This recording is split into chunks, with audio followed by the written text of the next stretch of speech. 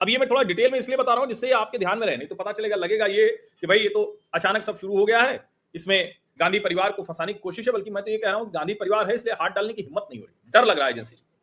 2021 में जहां शुरू हुई और इसकी जो इनिशियल कंप्लेंट है वो सुब्रमण्यम स्वामी, जो भारतीय जनता पार्टी के नेता, भाजपा के सांसद रहे, अब तो नहीं है, उन्होंने कंप्लेंट फाइल की और उन्होंने सोनिया गांधी, राहुल गांधी, मोतीलाल वोरा, ऑस्कर फर्नांडिस, सुमन दुबे, सैम पित्रोदा, इन सब पर लगाया था। यंग इंडियन जो कंपनी है उस पर लगाया था। अब मोतीलाल वोरा जी नहीं रहे, ऑस्कर फर्नांडिस जी नहीं रहे, और मोतीलाल वोरा पार्टी के भी ट्रेजरार थे, उसको भी देखते थे, महत्वपूर्ण ट्रस्टी थे, तो वो दोनों नहीं रहे। अब सुमन दुबे, सैम पित्रोदा, ये राजीव गांधी के मित्र, और राहुल और सोनिया ये जो माता पुत्र है, 2000 करोड़ की संपत्तियों की बात की जा रही है। 50 लाख रुपए में शेयर ट्रांसफर हो गया। अब ये भी समझ में आता है कि पार्टी चल रही थी, चल सकती थी, काम भी हो सकता था, लेकिन जरा सोचिए उसको भी अपने ही नाम पे ट्रांसफर कराना था।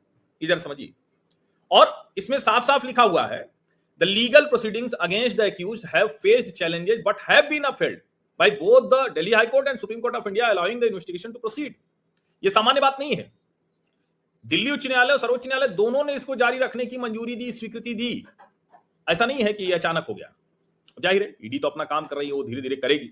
इसमें 18 करोड़ की बोगस डोनेशन का भी मसला है और 38 करोड़ के बोगस एडवांस रेंट का मसला है। 18 करोड़ की बोगस डोनेशन, 38 करोड़ का बोगस एडवांस रेंट और बोगस एडवर्टीजमेंट ऑफ 29 करोड़। यानी इसका मतलब जो एडवर्टीजमेंट हुआ ही नहीं होगा, उस एडवर्टीजमेंट के लिए ये 29 करोड़ रुपए दिखाया गया होगा।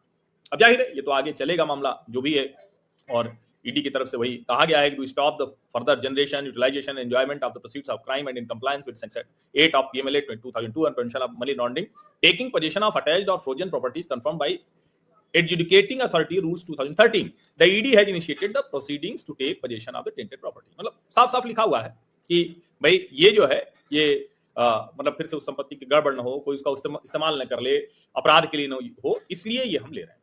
लेकिन जरा सोचिए आप, ये 2012 से मामला चल रहा है,